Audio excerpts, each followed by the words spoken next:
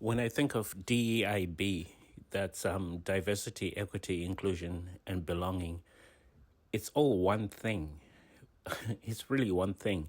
And the foundation of building understanding around it is curiosity, being genuinely curious about the world and about other people. And I personally find that if I'm genuinely curious about something, I'm putting aside my prejudices, I'm putting aside what I am in order to take on what is being presented to me. So, diversity, for example, I mean, that's one of the fuels of life. That's one of the things that keeps us going, because imagine a world that's monotone, one color, everything is one color. That would drive us nuts. Or imagine if everybody looked the same. Of course, so you might argue that, well, we haven't experienced it, so we don't know. But that's the whole point. We don't know, right?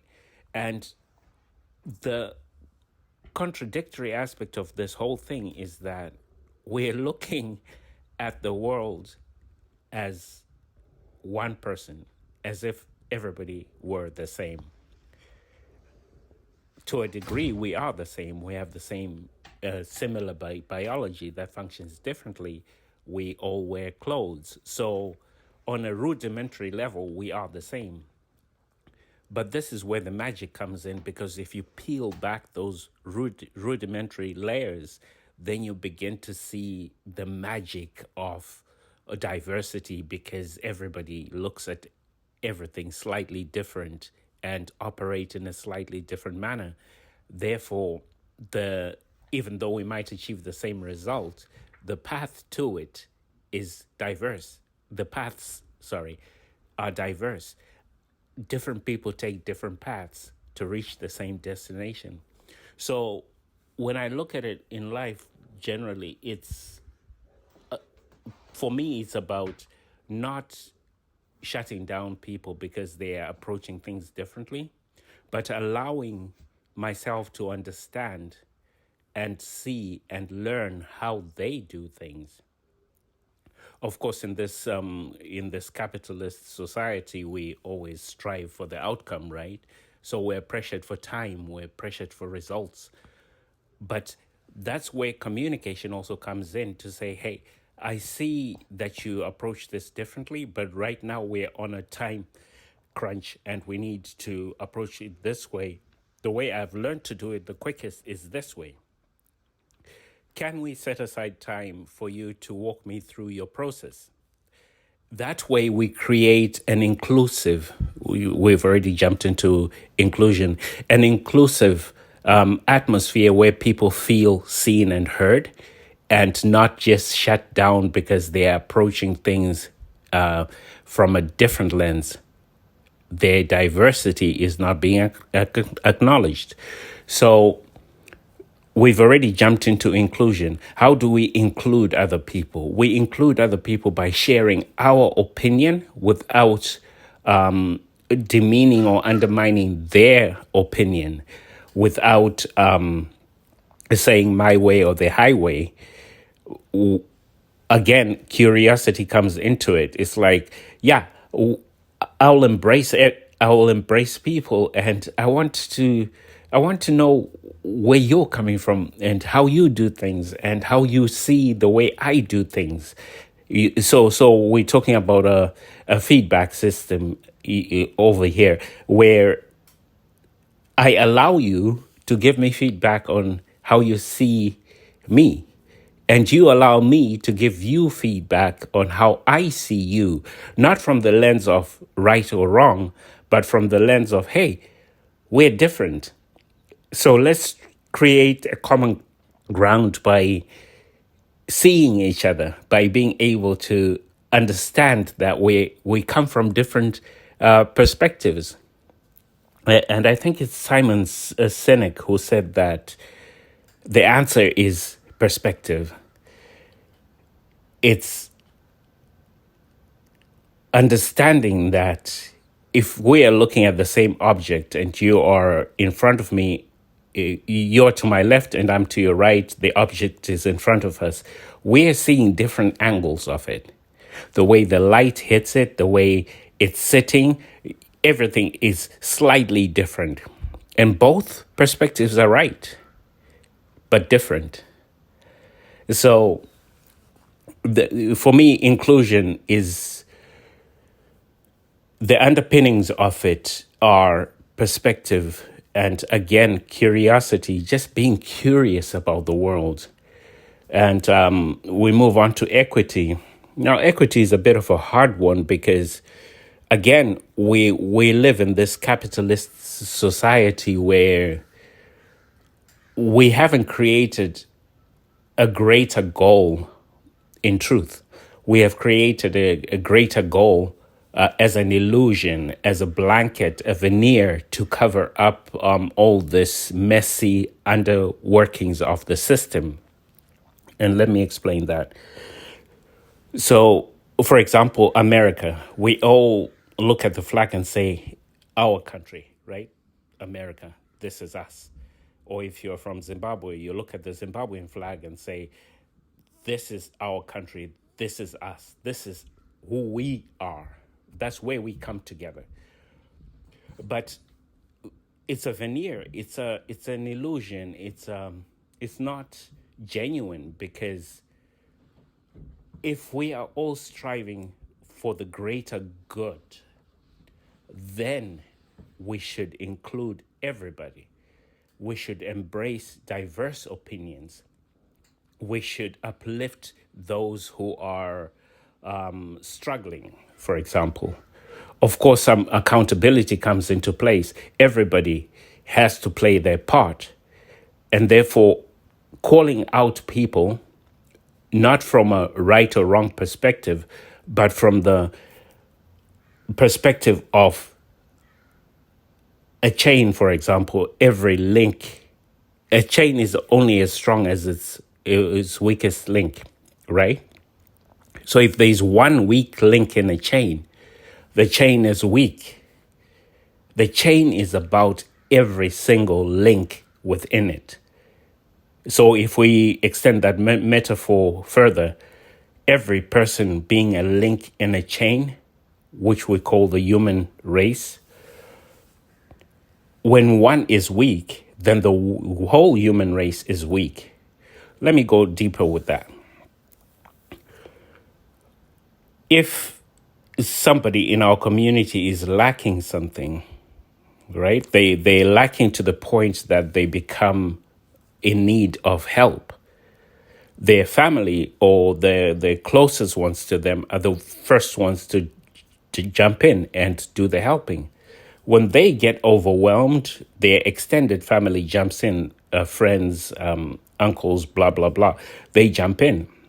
When they become overwhelmed, the system jumps in. Next thing you know, we've got an ambulance outside your house. Now, who's paying for that? Everybody is paying for that because the system is funded by taxes and everybody pays taxes. So one weak link in the chain has a ripple effect on the whole system, on the whole race. So equity is about us. It's not about one particular race of people. It's not about one particular individual. It's about the culminating effects if we don't take care of things. So the bottom line is that when we don't view equity as something important to everybody, to the greater good, then we're missing the mark. It's common sense. That's what it is. We muddy it up with trying to make it political, and unfortunately, life itself is not solely based on politics. As we look at politics today, left and right and blue and red, at the end of the day, we all die. At the end of the day, we all drink water. At the end of the day, we're all impacted by the person who's suffering on the streets, though we may not choose to acknowledge it. But it impacts us. So equity is about us. When we uplift one person with accountability, and let me explain accountability from my lens. We don't want to be uplifting people who are always expecting to be uplifted and aren't doing the work themselves. So part of equity is also building other people to be accountable if they're not. It's our duty to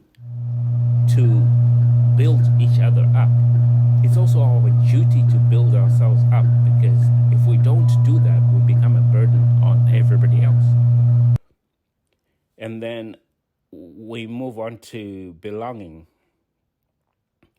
Belonging is huge for me, because when I feel I belong, I feel I'm a part of something. I feel I want to contribute to it. I want to see things flourish, because I'm flourishing. As within, so without. As above, so below. So we won't get too much into that, because it's been dragged through the mud and taken in the wrong direction. I think the best way I can put it is that when we feel we belong, we perform at our best. We show our colors, our true colors. We dance, we sing, we celebrate life. How do we get there, though? We get there by feeling our diversity is appreciated and accepted. We feel like we're being included in the conversation or in the work of life. In other words, our opinion matters, our work matters. We feel that life is equitable, that people see where you struggle and are happy to lean in and help out. But we also see where other people struggle, and likewise, we're happy to lean in and help out. If everybody is doing the work, a sense of belonging is created. But mostly, belonging from my personal lens is when I'm seen and heard.